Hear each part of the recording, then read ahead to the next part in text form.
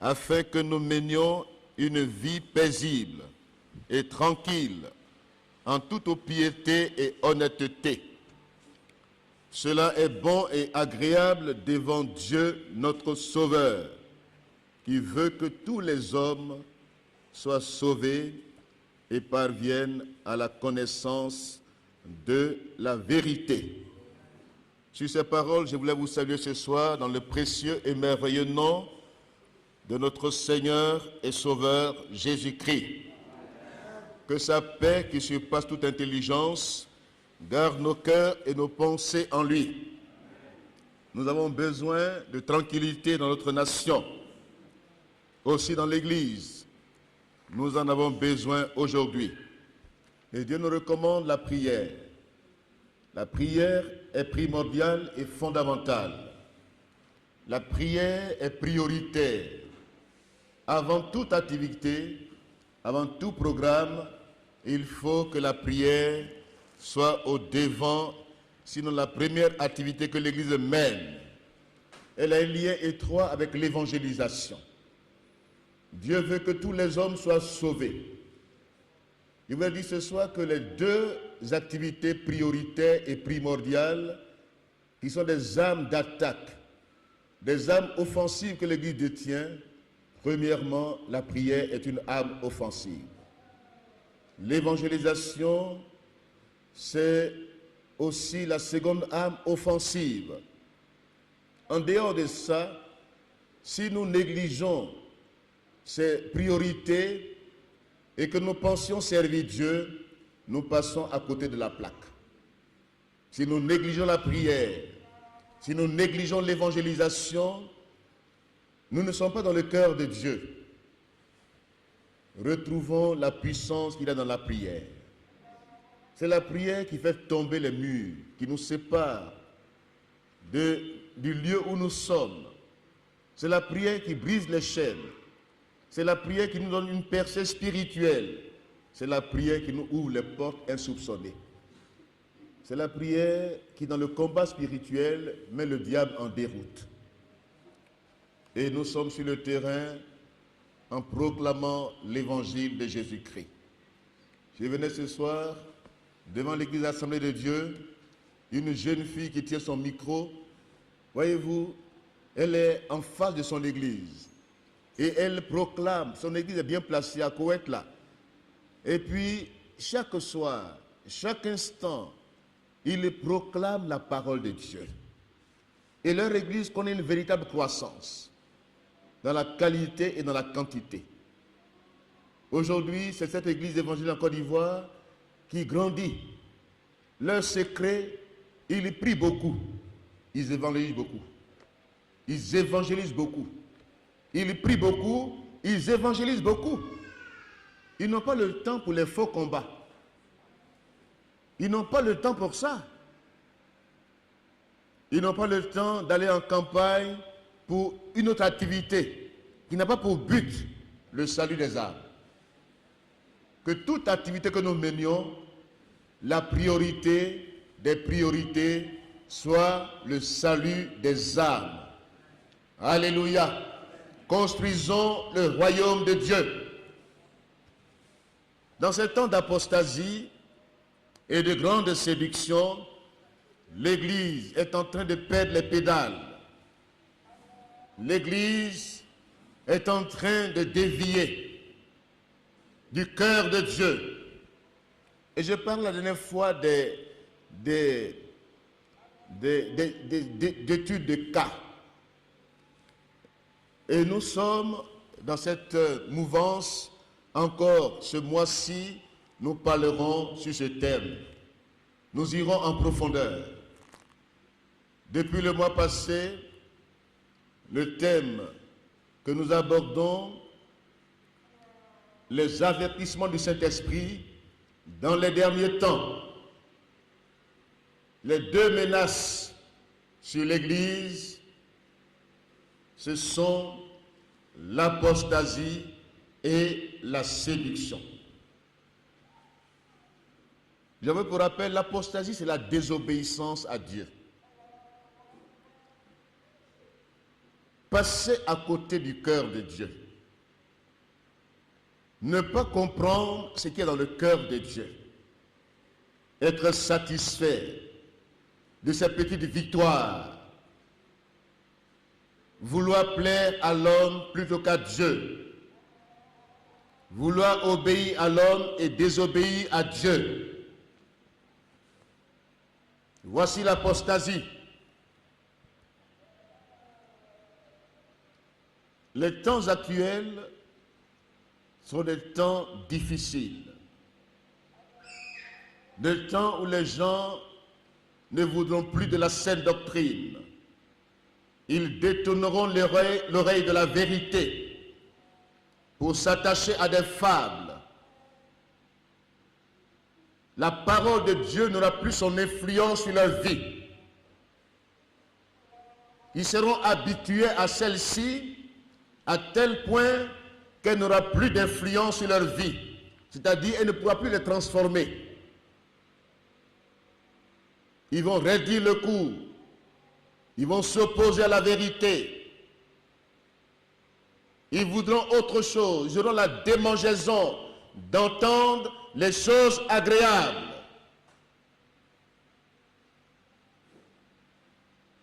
Et ces temps sont difficiles. Ces temps sont les derniers temps où la foi authentique va disparaître. La foi dans les doctrines fondamentales. Ce n'est pas cette foi dont on parle.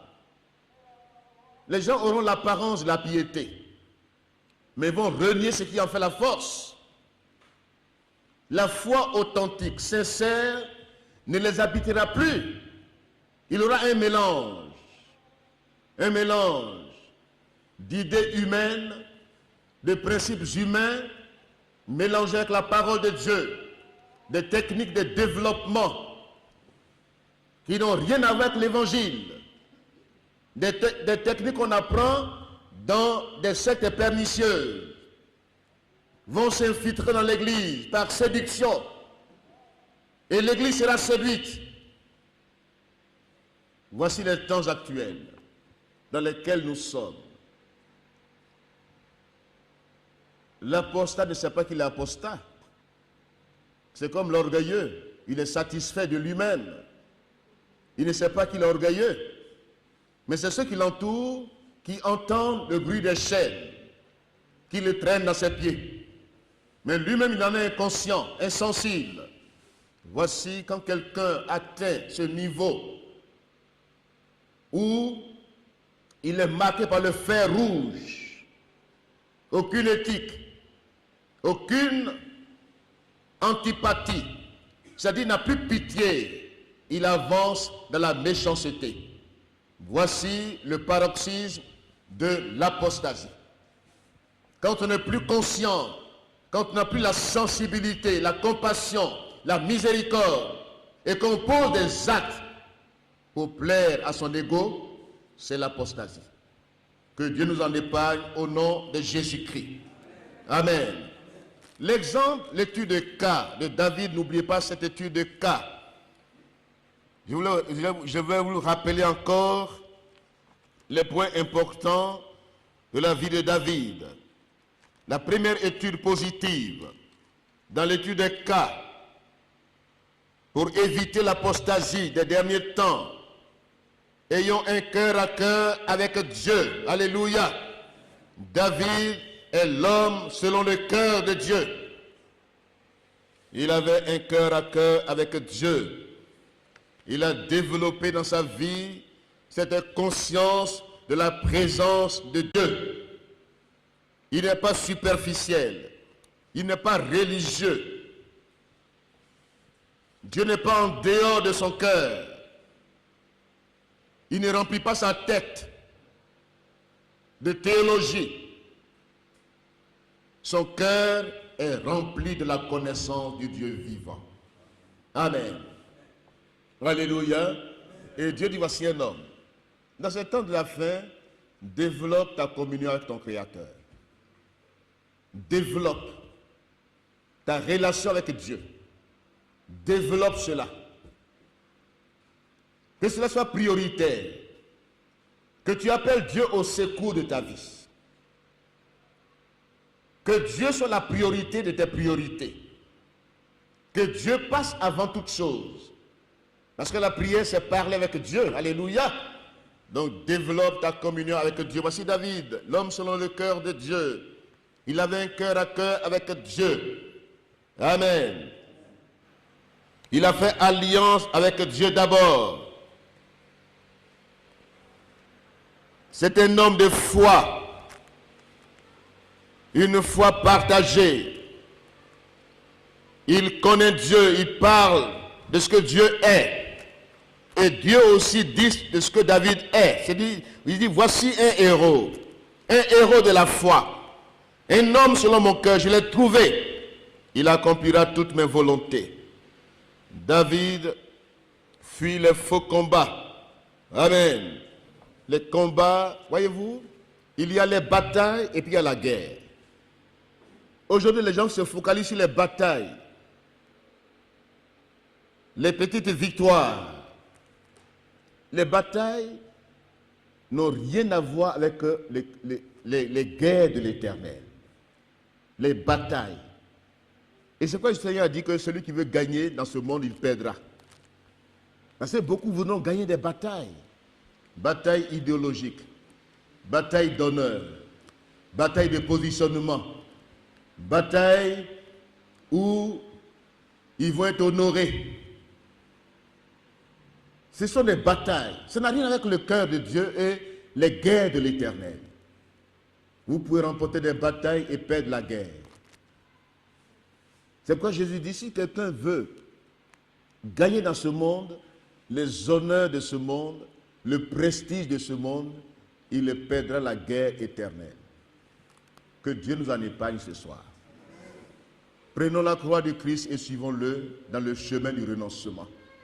Renoncement aux honneurs, renoncement au prestige. Ces batailles qui n'ont rien à voir avec le cœur de Dieu et les vrais combats que Dieu veut que tu mènes. David a fui les faux combats, des combats où le nom de Dieu n'y est pas, les combats d'honneur. David dit, je soutiens les guerres de l'Éternel. Ce soir, soutiens les guerres de l'Éternel. Amen. Soutiens les vrais combats. Quand le nom de Dieu est blasphémé, quand le diable se moque de Dieu, quand les Goliaths se dressent devant l'autorité suprême, lève-toi, relève le défi. Amen. Lève-toi où personne ne peut avancer, où tout le monde a peur, où tout le monde est craintif. Lève-toi, avance. Dieu est avec toi. Tu es un héros. Alléluia. David soutient les guerres de l'Éternel. David n'aime pas son propre règne, sa propre gloire, son propre honneur. Il veut l'honneur du nom de Dieu. Amen. David n'est pas parfait, mais les deux principes importants l'habitent. Dans le quatrième principe, quatrième vérité, pour ne pas tomber dans l'apostasie, David est humble et vrai. Amen. Il sait s'humilier.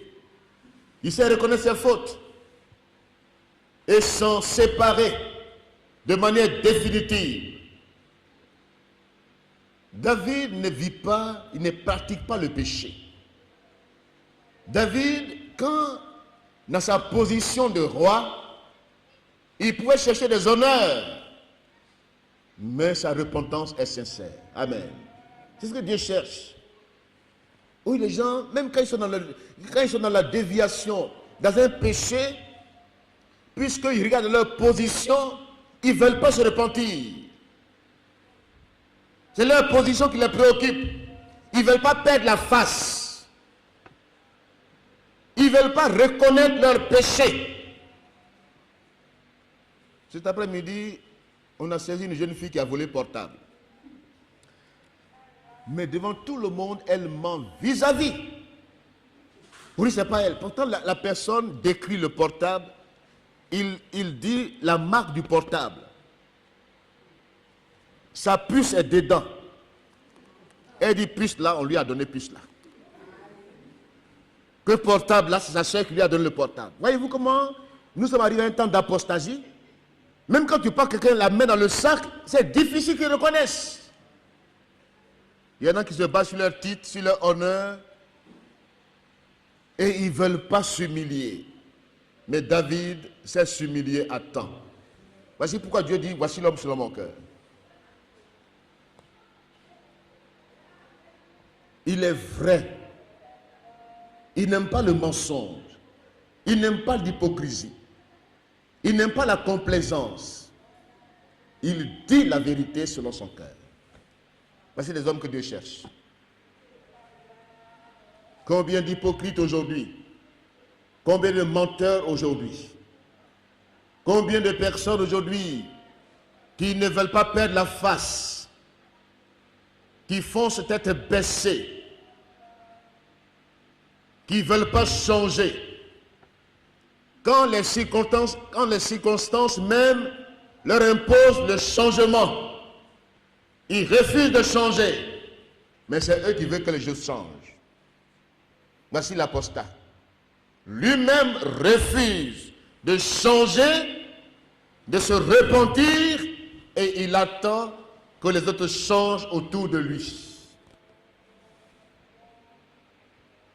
J'aimerais vous dire ce soir, vous ne pouvez pas changer quelqu'un. Mais vous pouvez changer et tout changera autour de vous. Amen. Si vous ne changez pas, vous ne pourrez pas changer les autres. Mais si vous changez, tout changera autour de vous. David cherche ce secret.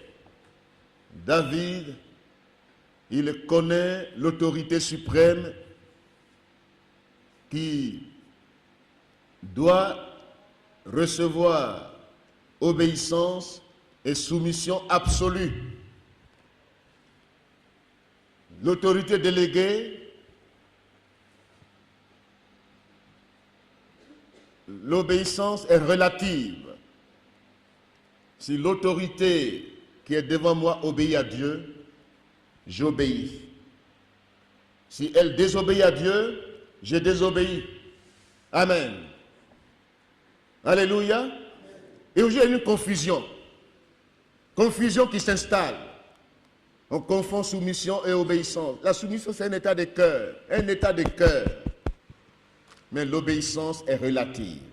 Les apôtres ont dit au souverain sacrificateur, jugez-vous vous-même s'il est convenable de vous obéir plutôt qu'à Dieu.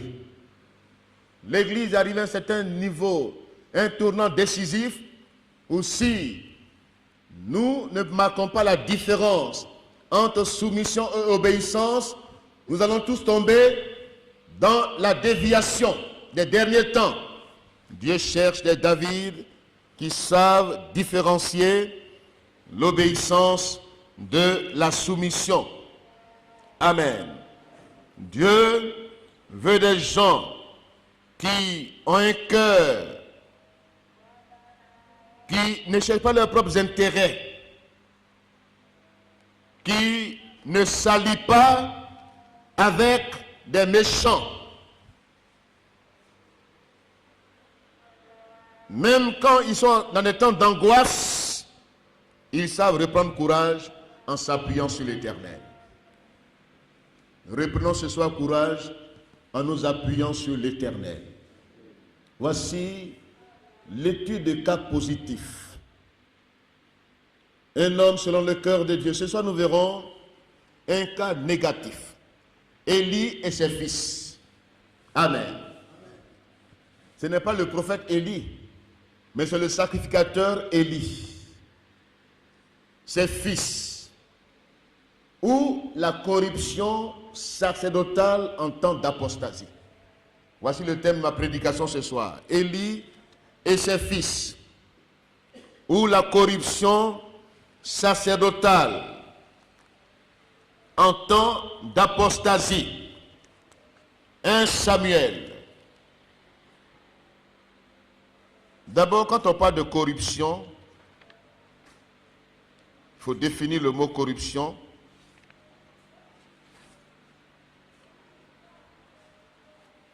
La corruption, c'est l'altération d'une substance, la décomposition de celle-ci. C'est la pourriture, la putréfaction. Voici la première explication du mot corruption. Corrompre ou quelque chose qui est corrompu a atteint la pourriture. Simplement,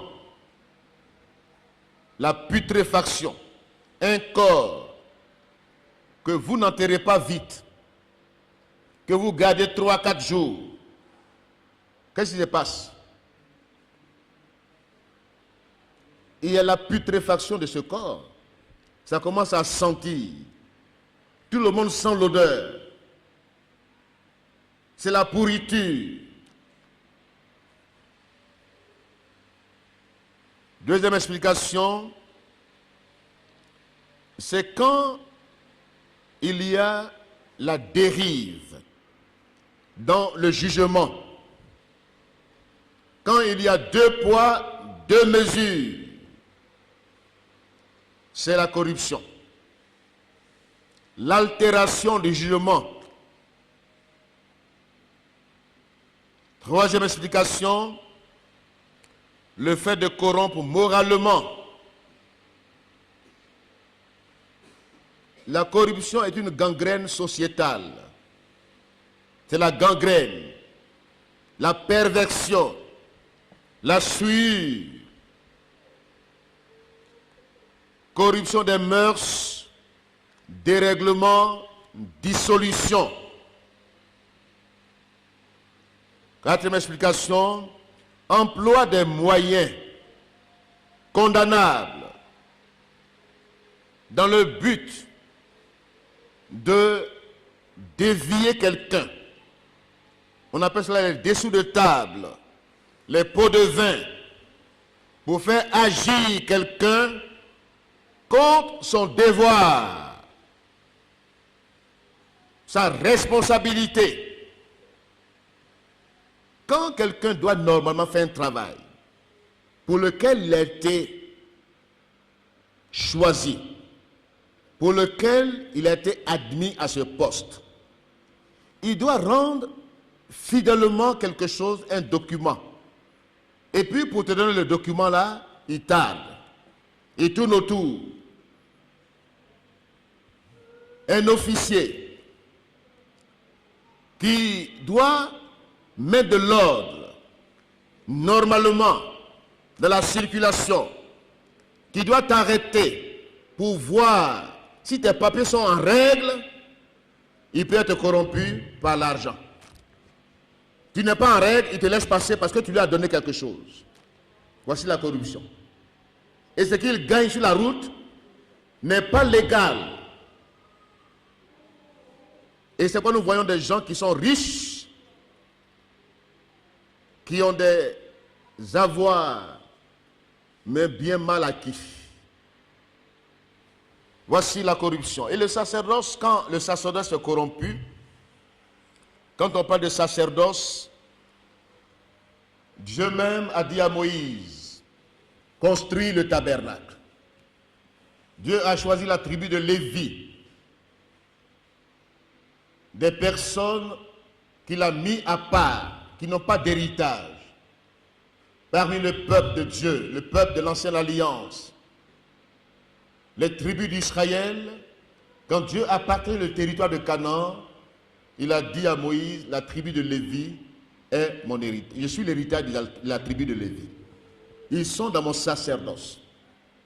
C'est-à-dire c'est eux qui vont offrir les sacrifices. Ils seront comme intermédiaires entre le peuple et moi. Le tabernacle est construit de manière à ce que l'homme pécheur, comment il peut s'approcher du Dieu vivant et saint? Amen. Comment un homme pécheur peut s'approcher du Dieu saint. Dieu veut des personnes qui lui servent d'intermédiaires, qui vont offrir les sacrifices au nom du peuple à Dieu, qui seront intermédiaires entre Dieu et le peuple, qui eux-mêmes ont des faiblesses, qui avant de s'approcher du lieu très saint, doivent offrir des sacrifices pour leurs propres péchés. Ils étaient limités. Il y avait des sacrifices de culpabilité, il y avait l'Holocauste, il y avait les sacrifices d'action de grâce. Personne ne pouvait entrer dans la présence de Dieu en ce temps. Le voile fermait la présence de Dieu, visible sur la terre. La gloire de Dieu était sur le tabernacle. Il y avait des dispositions pratiques. Le parvis extérieur, le lieu saint et le lieu très saint. Le souverain sacrificateur y entrait une fois l'année.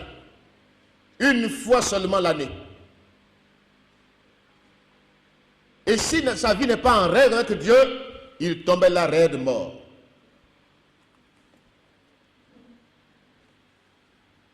Donc le sacerdoce, c'est le service que cette classe spéciale doit offrir à Dieu au nom du peuple, des sacrifices, de culpabilité, l'Holocauste, les actions de grâce.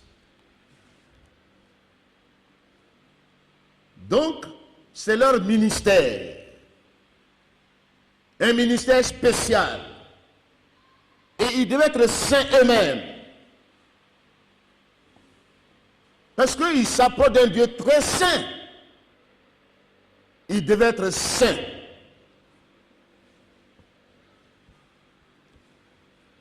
Et là, ils devaient offrir à Dieu le sang des animaux. Mais quand Jésus est venu, ce tabernacle, ces dispositions antérieures sont révolues. Amen. Jésus-Christ à la croix, par sa mort, a ouvert le chemin de la présence de Dieu. Alléluia. C'est merveilleux. Et ce que nous verrons ce soir, c'est que cette dernière classe que nous verrons ce soir, c'est là que ça s'est arrêté. Élie et ses fils. Dieu va mettre fin à ce sacerdoce aaronique. Et Dieu va ouvrir une nouvelle ère pour l'humanité.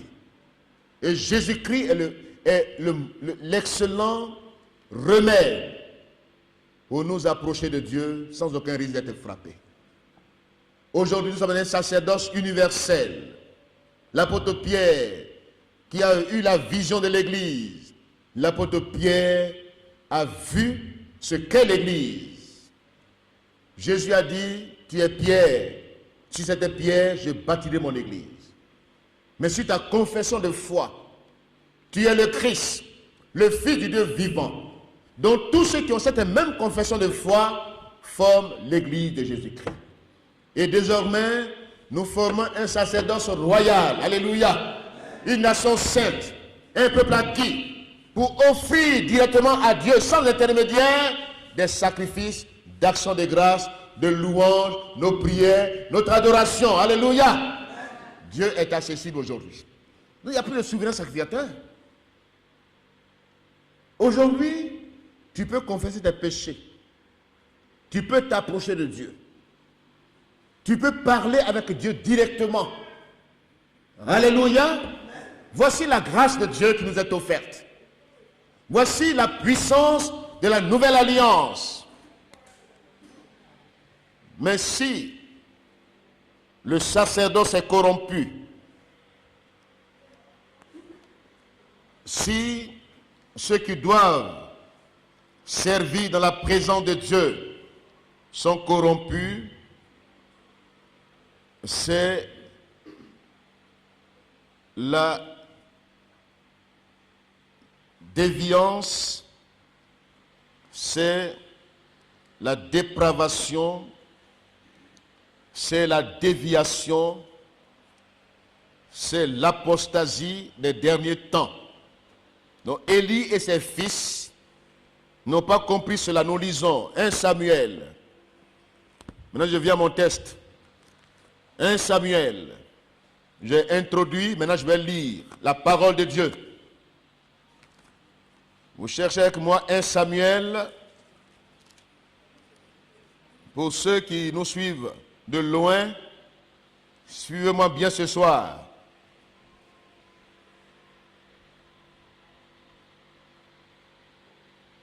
Nous lisons avec respect la parole du Seigneur.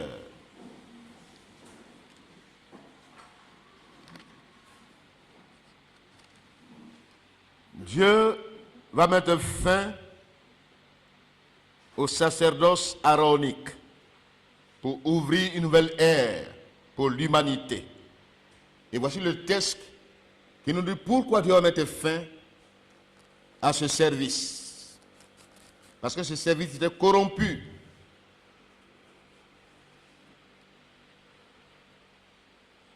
« 1 Samuel 1, à partir du verset 1. Il y avait un homme de Rama,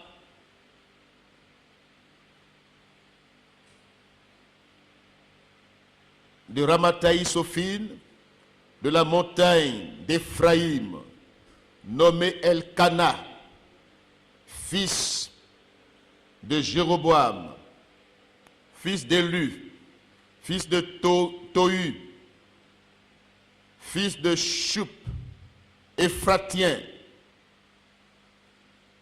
Il avait 2 femmes, dont l'une s'appelait Anne et l'autre Pénina. Pénina avait ses enfants, mais Anne n'en avait point. Chaque année, cet homme montait de sa ville à Silo pour adorer l'Éternel des armées et pour lui offrir des sacrifices. Là se trouvaient les 2 fils d'Élie, Ophni et Phiné, sacrificateurs de l'Éternel. Voyez-vous, sacrificateurs de l'Éternel. Nous venons au chapitre 2.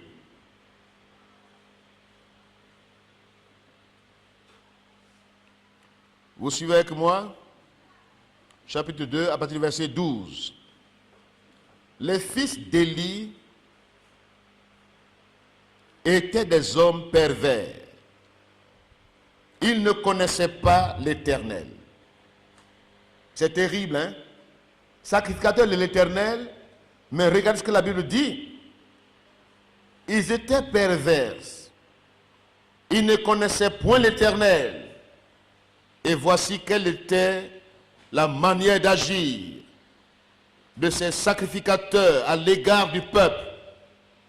Lorsque quelqu'un offrait un sacrifice, le serviteur du sacrificateur arrivait au moment où l'on faisait cuire la chair, tenant à la main une fourchette à 3 dents, piquant dans la chaudière, dans la marmite ou dans le pot. Et tout ce que la fourchette amenait, le sacrificateur le prenait pour lui. C'est ainsi qu'ils agissaient à l'égard de tous ceux d'Israël qui venaient là à Silo. Même avant qu'on fasse brûler la graisse, le serviteur du sacrificateur arrivait et disait à celui qui offrait le sacrifice, donne pour le sacrificateur de la chair à rôtir. il ne recevra point de toi de la chair cuite. C'est de la chair crue qu'il veut. Et si l'homme lui disait, quand on aura brûlé la graisse, tu prendras ce qui te plaira. Le serviteur répondait, non, tu donneras maintenant, sinon je prends de force.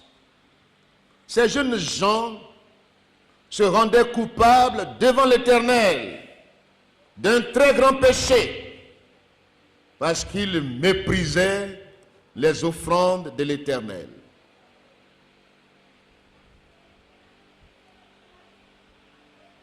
Nous sautons, verset 22.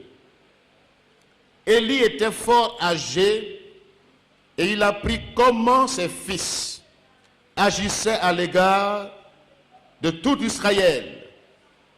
Il apprit aussi qu'il couchait avec des femmes qui s'assemblaient à l'entrée de la tente d'assignation. Vraiment, c'est terrible. Que Dieu bénisse sa parole.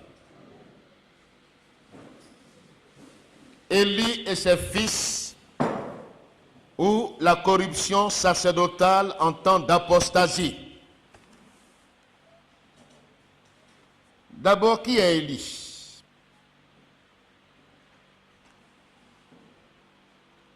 Le nom d'Élie signifie élevé. Élevé en dignité, honorable. Celui qui est en position d'autorité. Un nom significatif, Élie, élevé, dignité, honorable, sacrificateur et juge en Israël. C'est Dieu qui l'a élevé. Amen.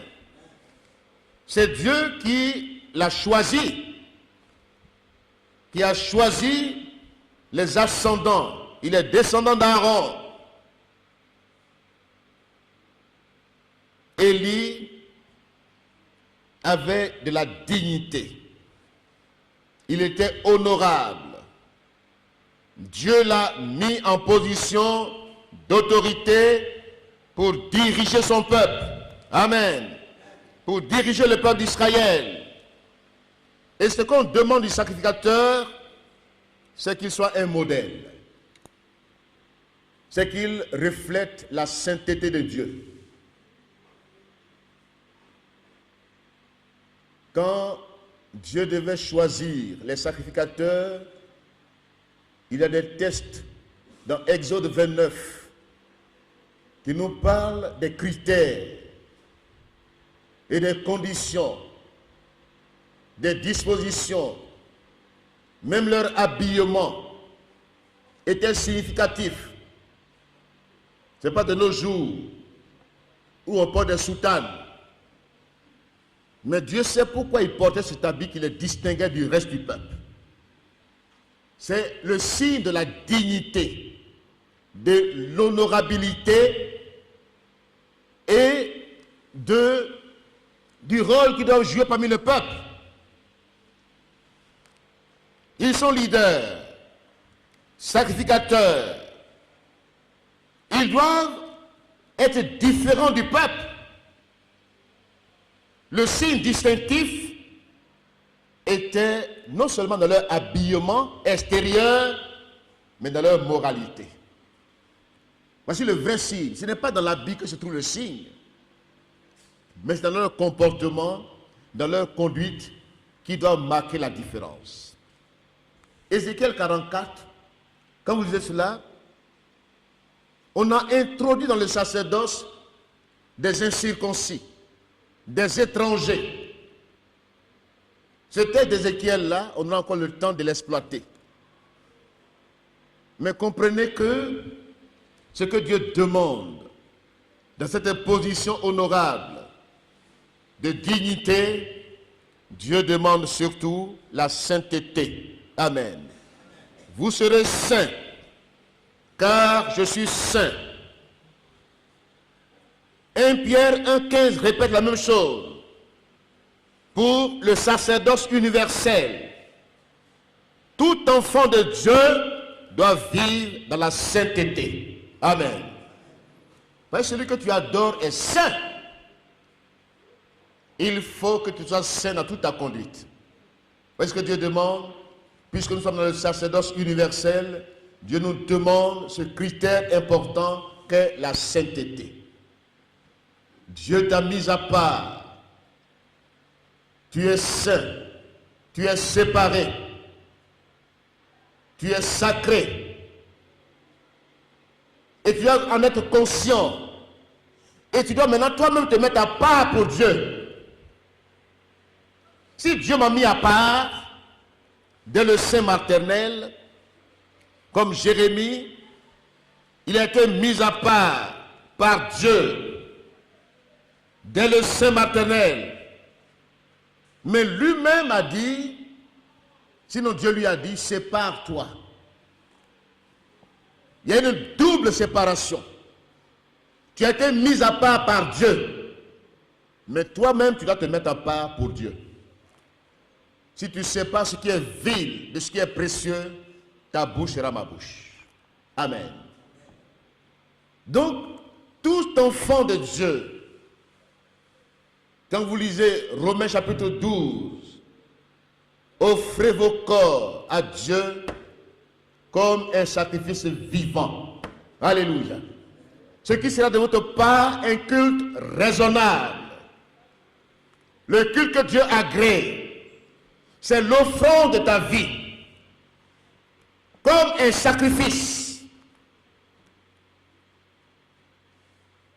pour que tu discernes quelle est la volonté de Dieu pour ta vie, ce qui est agréable et parfait aux yeux de Dieu.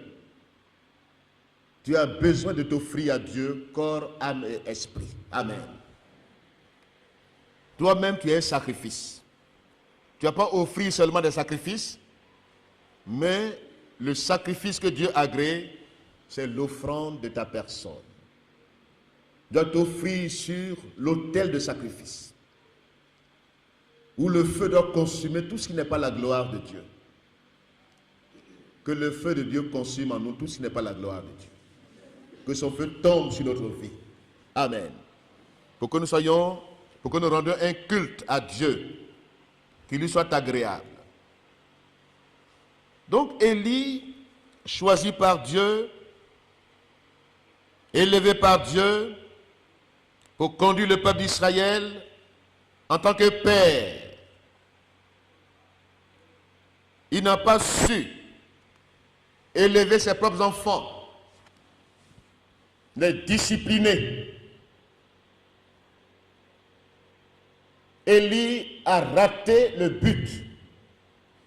Il veut être leader du peuple, sacrificateur pour les autres, mais pour sa famille, il n'est pas sacrificateur.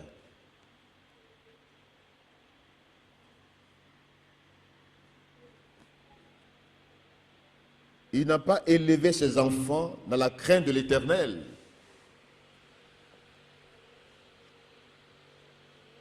Il ne leur a pas appris que Dieu est saint.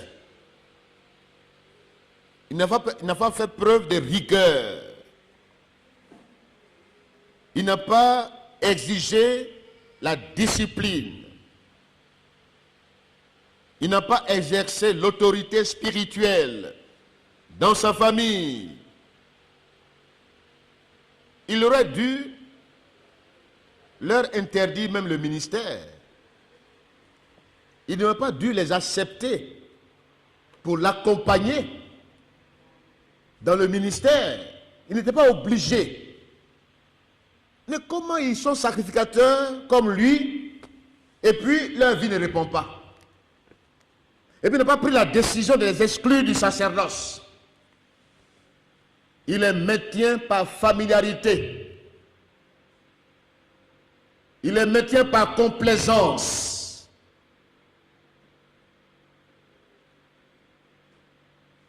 Non seulement il ne les a pas éduqués, disciplinés, dans une rigueur mais il a fait des enfants gâtés. Et des enfants gâtés, ils sont incontrôlables. J'aimerais vous dire que l'éducation des enfants n'est pas une affaire de spécialistes. Vous m'entendez bien ce soir? L'éducation des enfants n'est pas une question de spécialistes. Les parents sont les premiers modèles dans les questions d'éducation de leurs enfants. Vous ne pouvez pas vous décharger de l'éducation de vos enfants sur les autres. Quand un enfant est mal éduqué, quand on dit ton enfant tu es mal éduqué, c'est de toi on parle. On ne parle pas des spécialistes. On dit tu n'as pas été un père responsable. Tu as démissionné. Tu es irresponsable. Élie, sacrificateur, irresponsable. Démissionnaire.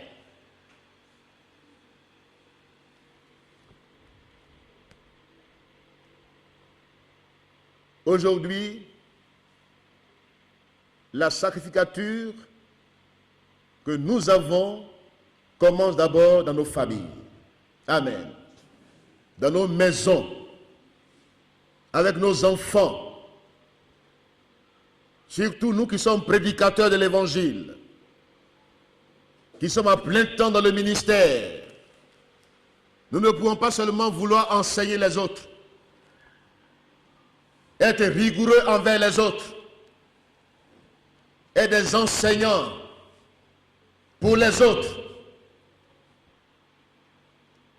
D'abord, ça commence dans nos familles, l'ordre de priorité, que les gens ne comprennent pas souvent. Beaucoup de pasteurs, ils passent l'église avant leur famille. Or, la famille doit passer avant l'église. Amen. Ils n'ont pas le temps pour leurs enfants. Ils n'ont pas le temps de s'asseoir avec leurs enfants. Les enfants ont besoin de la présence de leurs parents. Mais tout le temps, ils disent les pasteurs. Pasteurs pour aller faire cuire d'âme des autres. Pasteurs pour aller visiter les autres. Pasteurs pour aller prêcher aux autres. Il n'a pas le temps pour sa famille, pour ses enfants. Et les enfants sont révoltés aujourd'hui contre Dieu. Parce que ceux qui se disent serviteurs de Dieu n'ont plus le temps pour les familles. Ils aigrissent leurs enfants. Tout enfant de pasteur connaît cette réalité. L'une des erreurs que commettent les pasteurs, c'est de négliger leur propre famille et de faire des aigris. Heureusement que Dieu nous a visités. Amen. Alléluia. C'est le piège dans lequel tombent les pasteurs, les pastorines, les femmes de pasteurs, et n'ont pas le temps pour leurs enfants qui sont les jeunes filles, pour les prendre. Parce que le papa ne peut pas encadrer les jeunes filles. Il doit encadrer même si c'est son enfant, mais si elle atteint un certain âge, vraiment, il doit faire très attention même. C'est la maman qui s'occupe de ses filles. Et le papa s'occupe de ses garçons. Ils ont le temps. La famille peut se déplacer ensemble. Quand ils doivent aller en vacances, l'un des pièges, c'est de dire à son enfant, va chez mon cousin, va chez mon oncle en vacances. Si le cousin n'est pas chrétien, l'enfant revient avec une mentalité corrompue. Il est corrompu. Si tu n'as pas de temps pour ta famille, tu ne dois pas avoir aussi le temps pour l'église. Amen. Si tu n'as pas le temps pour tes enfants, laisse les enfants des autres. Dis Amen maintenant. Il ne faut pas mentir. Il ne faut pas mentir aux autres.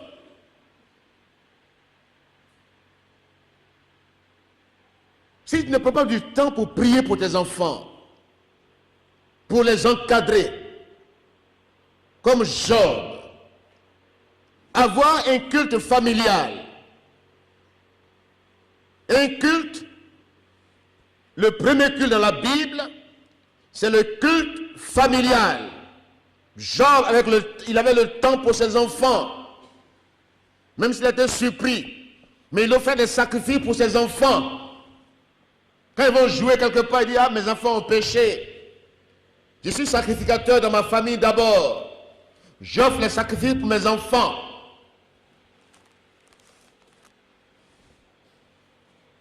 Élie n'a pas compris cela. Qu'il était père pour sa famille d'abord, avant d'être père dans l'Église. Toute la Bible montre à quel point il est essentiel pour ceux qui dirigent le peuple de Dieu de faire preuve de sainteté et de crainte véritable de l'Éternel. Ézéchiel 44, versets 23 à 24. 1 Timothée 3, versets 1 à 10. D'abord, le sacrificateur lui-même doit faire preuve de crainte de l'Éternel. Et ensuite, élever sa famille, ses enfants, dans cette même crainte, en ayant du temps pour eux, en prenant du temps avec eux, en leur montrant les exigences de Dieu, le respect des personnes âgées, la discipline, la rigueur, la justice. Aussi, ne prends pas ce qui ne t'appartient pas. Amen. Il faut dès maintenant montrer à l'enfant, lui donner, parce que l'enfant, il faut l'instruire dès son bas âge. Ce n'est pas qu'il va devenir vieux que tu vas l'instruire. C'est qu'il est encore enfant, tu fais la pédagogie. Tu lui inculques les valeurs morales, spirituelles. C'est ta responsabilité en tant que père, mère. Inculque à l'enfant les valeurs morales, spirituelles. Ne laisse pas les spécialistes lui inculquer cela. Ne laisse pas l'école passer avant. Ne laisse pas la société venir pour appuyer des choses étrangères. Ne laisse pas Internet. Aujourd'hui, les enfants ont du temps, ils passent assez de temps devant Internet. On leur donne des portables bien écrits, on fait des connexions, on leur donne la latitude de passer du temps sur les réseaux sociaux où ils sont influencés de manière négative et les parents sont étrangers à ce que les enfants regardent. Ils pensent que nous sommes un monde de liberté, de libertinage. Ils ne veillent pas sur les enfants. Et ils sont en train de leur inculquer des pensées négatives, des doctrines étrangères. Et on sera surpris. J'aimerais vous dire un secret. Un enfant qui ne parle pas, il est très dangereux. Qui ne vous dit rien, qui ne communique pas avec vous, qui fuit votre présence, qui s'isole, mais il est très dangereux. L'enfant qui est bruyant, l'enfant qui vous taquine, qui est avec vous, vous êtes accessible. Il n'a pas peur de vous. Il vous pose des questions. C'est un enfant qui montre déjà sa sagesse dès son bas âge. L'enfant qui est isolé va vous surprendre de manière négative. Les enfants d'Élie étaient isolés. Sacrificateurs isolés. Ils sont isolés. Ils étaient à l'écart. Vous allez voir ce qu'ils font à l'écart. Élie a été surpris de leur comportement. Il a pensé que mes enfants, il y en a qui aiment tellement leurs enfants plus que Dieu lui-même. Ils aiment leurs enfants, ils pensent que aimer un enfant, c'est le gâter. C'est lui acheter tout ce qu'il veut. Dis-moi, j'ai mis mon enfant à l'aise. Mais le meilleur don que vous pouvez lui offrir, c'est votre présence à ses côtés. Amen. Et votre amour l'un pour l'autre, qu'il voit, qu'il regarde. Quand vous aimez en tant qu'homme, vous aimez leur maman, c'est le meilleur don que vous leur offrez. C'est ce que nous avons découvert. J'ai vu mon papa, il n'a jamais devant nous eu discussion avec ma maman. Jamais. Quand mon papa se met à nous discipliner, elle n'est pas dissociée de la discipline. Elle se met avec lui. Quand lui prend chicotte, elle prend bâton. Les deux tombent sur toi. Tu n'es pas supporté, tu vas changer. Mais aujourd'hui, ne frappez pas aux enfants, ne les disciplinez pas, et puis on écoute ça pour les gâter. La folie est attachée au cœur de l'enfant. Et c'est la veille de la correction qui va ôter cette folie de son cœur. C'est la parole de Dieu. Mais ils sont devenus tous blancs, européens. Et allez voir là-bas comment ils sont. Ils ne disent rien à l'enfant. Ils ne disent rien, il a ses droits. Et aujourd'hui, on parle des droits des enfants. Ce n'est pas mauvais. Mais d'abord, ils ont des devoirs envers les parents. Devoir de les écouter. Devoir d'accepter la discipline parentale, l'autorité parentale. C'est un devoir que les enfants doivent accepter. Ils ne savent rien de la vie. C'est toi qui es devant. Si tu rates cette occasion, que tu les laisses être éduqués par la télévision, par la société, tu feras des enfants gâtés comme les fils d'Élie. Que Dieu nous aide.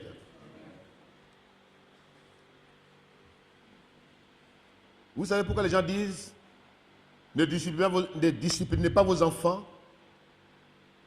Vous savez pourquoi ils disent ça?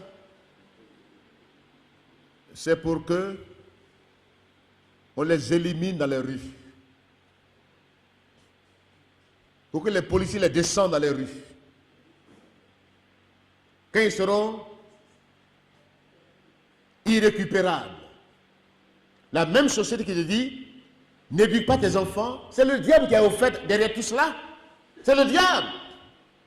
Il veut que ses enfants soient exposés à la drogue, à la dépravation, qui remplissent les cabanos, qui soient dans les rues tout nus. Ton enfant qui est né, tu as été content, tu t'es réjoui. Quand tu vois cet enfant dans la rue, tu vas dire c'est mon enfant qui est là. Tu ne pourras plus dire les fous qui traînent là, ils n'ont plus de parents. Et puis, dans les pays développés, quand on t'arrache ton enfant, c'est pour l'envoyer sur les champs de bataille. C'est eux qu'on appelle les légionnaires. Ils ont récupéré l'enfant. Il n'a pas une éducation de base. Il est exposé. C'est eux qui sont sur les champs de bataille. Qui meurent sur les champs de bataille. Ou même qui sont terroristes. Mais c'est eux qui sont prêts à faire coup d'État. Que Dieu nous aide. Que Dieu nous aide. Amen. Donc Élie a été léger. Il n'a pas éduqué ses enfants. Lui-même il est devenu vieux. Il a perdu la raison du ministère. Sa vieille onction était sur lui. Une onction du passé. une vieille onction, comme le vieux prophète, vieux sacrificateur, qui a perdu tout. Il mangeait seulement. Il est devenu obèse. Quand vous avez le contexte, Élie, même son poids même, il pesait plus de 100 kilos. À force de manger, de boire, il n'a plus le temps pour prier, pour que Dieu lui montre les choses. Il ne voit même plus. Aveugle sur le plan spirituel. Tout le contexte, son embonpoint, ses yeux qui ne voient plus, sont les signes de sa vie spirituelle. Il se nourrissait, il s'engraissait. Et d'où vient cet engraissement? Ce sont ces enfants dépravés qui lui envoient la nourriture. Comme Ésaü et Isaac. Isaac aimait Ésaü à cause de la viande. Il a perdu la vision spirituelle. Il aimait Ésaü le profane à cause de la nourriture, de la viande. Il s'engraissait, il était en embonpoint. Élie a perdu la vision du ministère. Élie cherchait maintenant les choses. Quand on devient vieux là, on aime beaucoup manger. Hein? On aime la bonne chair. Et quand on a vieilli aussi, sur le plan spirituel, on n'a plus la vision spirituelle, on aime les choses matérielles. On aime que nos enfants nous avons la richesse, la nourriture. On ne contrôle plus la source de cette richesse. On dit, mon enfant, il est là-bas. C'est mon fils. Mais quel travail il fait? Quelle est sa source de revenus? Qu'est-ce qu'il fait pour avoir l'argent? On ne demande plus tout cela. On dit, mon enfant m'envoie l'argent. Il m'envoie la richesse. Je mange. Je suis honoré dans le village. Les gens me respectent. Le peuple respectait Élie à cause de sa position. Mais Élie n'était plus un modèle pour le peuple d'Israël. Amen. N'était plus un modèle pour eux. Il a dévié du sacerdoce. Il est devenu apostat. C'est un apostat qui dirige le peuple de Dieu. Il n'y a plus de parole de Dieu dans sa bouche. Il n'y a plus de vision spirituelle. Il recherche seulement les gains, les faveurs. Il n'a pas un contrôle sur ses enfants qui sont dans le sacerdoce avec lui. Il ne contrôle pas leur gestion des ressources humaines, des ressources financières. Mais le même Élie peut contrôler le peuple. Il peut ne pas discipliner ses enfants et il voudra discipliner le peuple.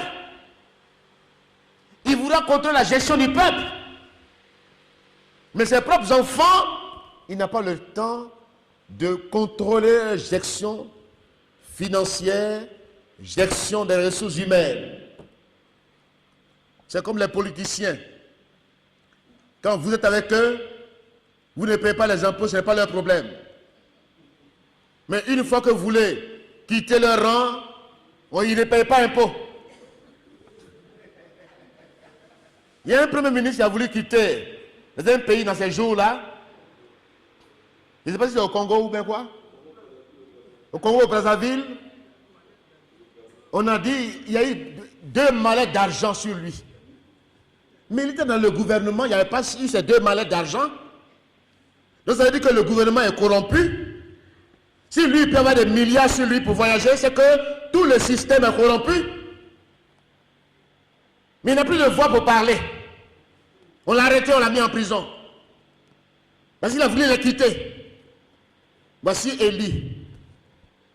Quand tu es avec lui, tu es couvert. Quand tu vas le quitter, tu es découvert. Voici Élie, le système d'Élie, dans le sacerdoce actuel.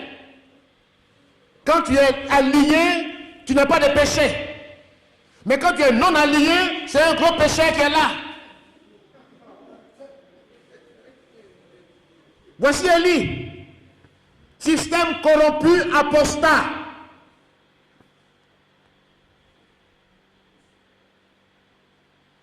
Le peuple était dans le désespoir total. Le peuple gémissait. Le peuple se lamentait parce qu'il n'y a plus de référence. Il n'y a plus de référence. Il n'y a plus de poteau indicateur. Regardez ce qu'ils font, les fils d'Élie. Quand les gens vont dans le temple pour offrir à Dieu, eux, ils sont devenus des braqueurs. Des braqueurs qui séquestrent le peuple. Les gens vont faire offrande à Dieu. Ils vont pour offrir à Dieu. Mais les sacrifices d'abord sont adressés à Dieu, même les offrandes que nous faisons là. Hein? Ce n'est pas adressé à nous d'abord. C'est à Dieu qu'on offre. Mais les fils d'Élie ont méprisé l'Éternel. Ils ont méprisé Dieu. Ils détournent les offrandes.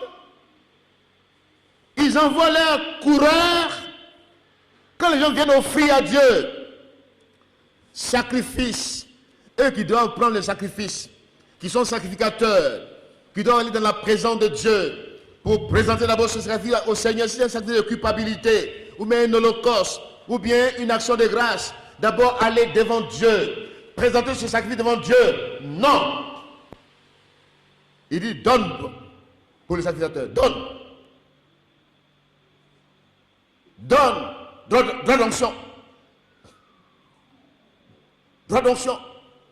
Il a fini de prêcher. Donne-moi mon droit d'onction.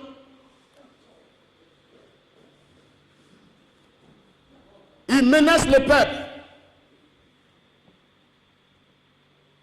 C'est quelle onction même? Une onction corrompue. Et c'est eux qui braquent le peuple, qui le séquestrent. La séquestration sacerdotale, ministérielle, dans ces derniers temps, les gens se sentent menacés par des soi-disant sacrificateurs, menacés. Ils veulent servir Dieu librement, mais ils sont menacés. Ils sont dans la peur d'être séquestrés, d'être braqués. Beaucoup de braqueurs spirituels aujourd'hui sont dans l'église. Beaucoup de braqueurs. Beaucoup de personnes qui séquestrent le peuple, qui prennent par la force les biens du peuple. Dieu m'a dit, ça appartient au sacrificateur. Donne d'abord à manger au sacrificateur. S'il est rassasié, là tu peux être béni. Et le peuple est aujourd'hui dans la tourmente. Il ne sait plus où aller. Les gens qui viennent chez eux, quand ils prient, je suis le sacrificateur. Même quand il va évangéliser au marché, j'ai vu dans les pays anglophones, le type il est dans le car, il a bien prêché, quand il finit de prêcher, il met son offrande. Donne au sacrificateur. Celui qui ne met pas ici, le maudit. Ils sont prêts à maudire les gens, à les intimider, à les braquer. Voici les fils d'Élie. Ils tordent le doigt des gens pour leur arracher le sacrifice. Si vous faites attention, ils vont voir menace, intimidation. C'est leur méthode. J'aimerais vous dire, vous qui menacez le peuple de Dieu, vous qui menacez tout le monde sur le chemin, vous qui avez pour méthode la répression, la menace, et qui faites peur aux gens, qui prennent votre position d'autorité pour intimider les gens, pour leur faire peur, vous ne servez pas Dieu. Dites Amen. Vous ne servez pas Dieu. Vous n'êtes pas au service de Dieu. Vous êtes au service de vos propres intérêts égoïstes. Combien de sacrificateurs aujourd'hui, des soi-disant sacrificateurs, prennent leur richesse. Ils présentent leur richesse, mais bien mal acquis, sur le dos des pauvres. Des gens qui sont faibles, psychologiquement, qu'ils intimident, comme les fils d'Élie. Ils les menacent. Tu ne donnes pas, tu vas voir. Ils vendent les reliques. Ils vendent des bouteilles d'eau, des bouteilles d'huile. Ils vendent des objets qu'ils imposent au peuple comme étant le moyen de la bénédiction. Ils sont apostats menteurs. Même pour être élevé, pour avoir une opposition, il faut acheter la position. Sinon tu vas voir. Tu vas voir ce qui va t'arriver. Pour être élevé, c'est comme dans le monde, pour avoir un poste d'élévation, pour réussir un concours, il faut le payer. Il faut payer de grosses sommes d'argent. Pour avoir un concours, il faut payer la place. Et gare à toi, il peut bouffer ton argent. Tu peux échouer et tu peux tout perdre. Et eux, ils sont riches. Et ils s'enrichissent. Ils réalisent. Ils construisent partout. Ce n'est pas le salaire qui construit, mais c'est l'argent volé qui construit.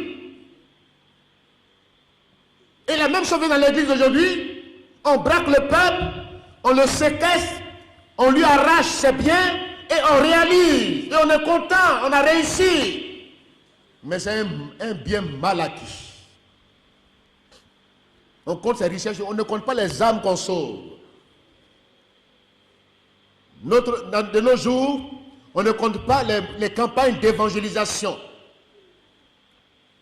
On ne dit pas voici les campagnes que j'ai faites. Voici les âmes qui sont gagnées par mon ministère. Voici les personnes qui ont été bénies par mon ministère. On ne compte plus cela.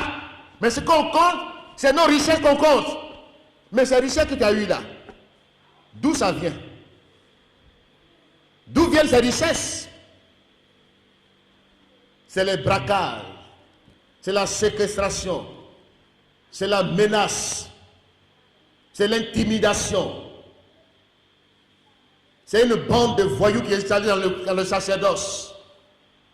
Les fils d'Élie sont une bande de voyous installés par leur père dans le sacerdoce. Aujourd'hui, que Dieu nous délivre des voyous dans l'église. Au nom de Jésus-Christ. Et ces voyous-là, comme ils ne sont pas contrôlés par leur père, et que leur père seul peut les contrôler, ils n'ont aucun respect, aucun égard pour les autres, mais ils s'en foutent des autres. Ils s'en foutent. Leur père leur a appris qu'il est le seul père. Il n'y a pas d'autre père. Il est le seul père auquel doit être soumis, comme Élie, le père, les fils à papa, les enfants gâtés, ne reconnaissent que le seul père. Oh, l'église a des pères spirituels. Alléluia. Dans l'histoire de l'église, on parle des pères de l'église. On parle des pères apostoliques. Ce n'est pas un seul père. C'est un danger pour la vie de l'église. Quand il y a un seul père auquel on est redevable et que les autres sont méprisés, ignorés, c'est qu'on forme des fils d'Élie. On a perdu la vision spirituelle. Or, quand il y a un seul père, c'est quand le mot père est au singulier, c'est le Père céleste. Et c'est vrai que Jésus a dit, n'appelez personne sur la terre votre Père. Parce qu'il y a un seul Père. Alléluia. Mais quand il y a un seul Père dans l'église, l'église est corrompue, l'église va à la dérive, Quand il y a une seule personne qui représente Dieu sur la terre et dans l'église, c'est la corruption, c'est l'apostasie qui s'installe. Parce qu'il y a des fils à papa corrompus. Ils n'ont d'égard de personne. Élie leur a dit en Israël où je suis le seul père. Je suis le seul. Or, il y avait des anciens de l'église. Il y avait des anciens dans le peuple d'Israël. Les anciens ne sont plus considérés. On les met de côté. C'est lui seul. Papa Élie. Papa Élie. Papa qui a perdu la vision. Papa apostat. Et toujours papa Élie. Et le peuple gémit. Le peuple souffre, il est écrasé par cette dictature qui s'installe parmi le peuple de Dieu. Qui s'impose par la force. Pas par le modèle. Vous savez, l'autoritarisme, quand on est autoritaire, c'est qu'on a perdu les pédales. Quand on s'impose par la force, c'est que c'est la dérive. Quand on n'a plus des arguments pour écouter les autres, pour les associer, et qu'on écarte tout le monde, et qu'on est le seul père autoritaire, c'est la corruption sacerdotale, c'est l'apostasie qui se généralise dans la communauté. Que Dieu nous aide. Le mot père n'est pas au singulier, c'est au pluriel. Père de l'Église au pluriel. Ancien au pluriel. Quand c'est au singulier, c'est le Père céleste. Quand ancien au singulier, c'est l'ancien des anciens. Mais dans l'Église, il y a la complémentarité, il y a la diversité, il y a l'interdépendance. Dans la gestion des ressources humaines, des ressources financières. S'il n'y a pas ça, c'est la corruption qui s'installe. Parce que les fils à papa, ils ne sont plus contrôlés. Ils ne sont pas contrôlés. Ils détournent ces détournements de fonds, braquage, séquestration, égocentrisme, richesse personnelle. Chacun lutte pour sa richesse. Chacun lutte pour ses intérêts, mais pas pour l'intérêt de Dieu. Aujourd'hui, où nous sommes arrivés, chacun lutte pour ses intérêts. Chacun parle de sa richesse, de son avenir, de sa destination finale. Il prépare l'avenir de ses enfants. Il s'achète tout ce qu'il veut.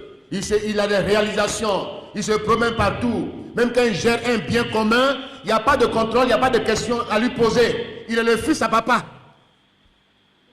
Fils à papa, on ne pose pas de questions à fils à papa. Quand il fait son rapport, on dit « Ah, c'est bien fait ». Parce que le papa a parlé pour dire « Oh, mes enfants, vous avez bien fait ». Pas de questions. Pas de contrôle. Je suis le seul père. Les autres là, ils sont inutiles, insignifiants. Quand les fils à papa dépendent d'un seul père, c'est un danger pour le peuple de Dieu et il n'y a pas d'avenir pour la communauté. Il n'y a pas d'avenir pour la communauté, la communauté est malade. Dans ce temps de la fin, l'Église vit comme au temps d'Élie. Il y a deux Élie, on va voir le second Élie. Mais le premier Élie sacrificateur, corruption sacerdotale, en temps d'apostasie, où les richesses sont mal acquises, où il n'y a pas de contrôle. On ne contrôle que ceux qui sont faibles. On ne contrôle que ceux qui ne sont pas alignés. C'est eux qu'on contrôle. On ne contrôle pas les autres qui sont dans l'alignement, qui ont fait bande. Une équipe n'est pas une bande. Une équipe est constructive, mais une bande est destructive. Que Dieu nous vienne en aide. Vous êtes là ce soir pour m'entendre? Voici le contexte dans lequel nous sommes, l'étude des cas d'Élie et de ses fils. Ils sont dans un contexte de corruption, ils avancent Ils ne sont pas inquiétés parce que qui peut parler? Parmi le peuple, là, qui peut parler à un sacrificateur, un souverain sacrificateur, qui peut lui parler? Qui peut lui dire que ce que tu fais là c'est mauvais? Ce que tes fils font c'est mauvais. Et puis chose de grave, ils couchent avec les femmes à l'entrée du temple.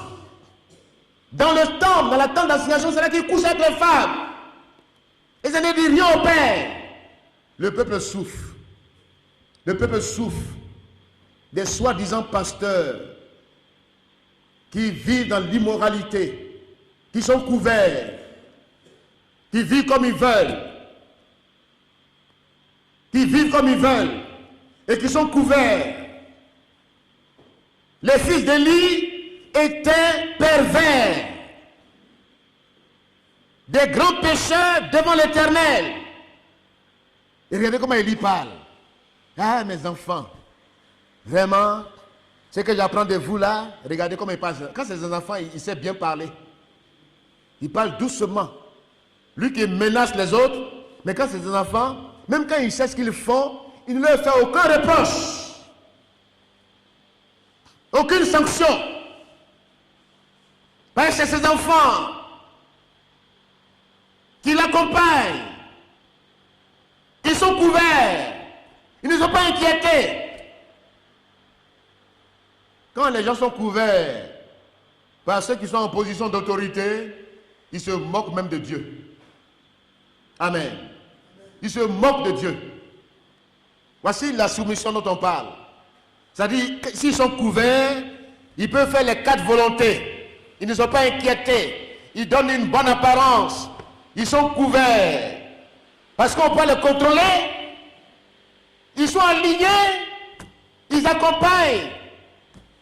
Et on dit, oh, ils sont des bons serviteurs.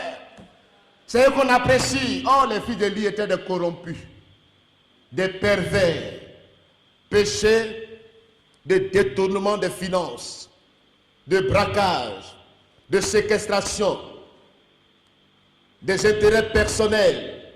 Ils nourrissent le Père. Quand ils braquent les gens, ils se partagent les dividendes. Et le Père ne dit rien. Quand ils vont braquer dans les régions, quand ils vont braquer dans les lieux, ils envoient les sommes d'argent et ils donnent la part du Père. Et le Père dit, oh, soyez bénis. Mes fils, soyez bénis. Vous êtes des bons serviteurs. Continuez comme ça. Et quand ils couchent avec les femmes, il sait ce qu'ils font. Il le sait bien. Mais son langage est léger. C'est quand tout le monde sent l'odeur de la pourriture, c'est là qu'il dit, mais ah, mes enfants, vraiment, si vous faites ça, non, c'est pas l'exigence sacerdotale. C'est pas la crainte de Dieu qui fait ça. Et vous allez voir maintenant, puisque les hommes ne peuvent rien dire à ce système corrompu, qui va se lever? C'est Dieu lui-même qui va se lever. C'est Dieu lui-même qui va se lever. Lisons cela. Vous me suivez? Dieu va se lever. D'abord en préparant la relève. Par un ministère prophétique, Dieu avertit. Un homme de Dieu, chapitre 2, verset 10, 27. Un homme de Dieu vint auprès d'Élie et lui dit, ainsi parle l'Éternel, ne me suis-je pas révélé à toi et à la maison de ton père lorsqu'ils étaient en Égypte, dans la maison de Pharaon? Je t'ai choisi parmi toutes les tribus d'Israël pour être à mon service dans le sacerdoce, pour monter à mon autel, pour brûler le parfum, pour porter le faune devant moi. Et j'ai donné à la maison de ton père tous les sacrifices consumés par le feu et offerts par les enfants d'Israël. Pourquoi foulez-vous aux pieds mes sacrifices et mes offrandes que j'ai ordonné de faire dans ma demeure? Et d'où vient que tu honores tes fils plus que moi, afin de vous engraisser? Vous avez vu? Élie et ses fils sont engraissés. Ils ont tous les privilèges. Ils ont tous les avantages. Ils roulent avec tous les avantages. Quand ils se déplacent, c'est les honneurs qui les accompagnent. C'est tous les biens de la communauté qui les accompagnent. Tous les honneurs les accompagnent. Mais ceux qui vont venir après, vous allez voir, ils n'ont aucun honneur. Amen. Ils n'ont aucun avantage. Mais ils créent l'Éternel. Alléluia. Ils se sont engraissés des prémices de tous les offrandes d'Israël. Mon peuple. Combien de sacrificateurs sont aujourd'hui engraissés? Ils ont de gros ventres. Ils ont grossi. Ils mangent bien. Ils sont satisfaits. Ils ont tous les moyens financiers à leur disposition.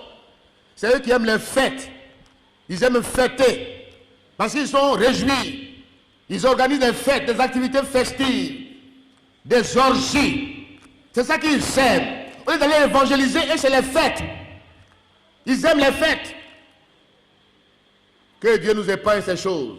Quand ils ont bien escroqué le peuple, parce que les peuples, les activités qui vont organiser vont engranger encore des sommes d'argent, ils mentent au peuple, ils s'engraissent eux-mêmes et disent non, on a mis l'argent dans ceci, on a mis l'argent dans cela, menteur en même temps.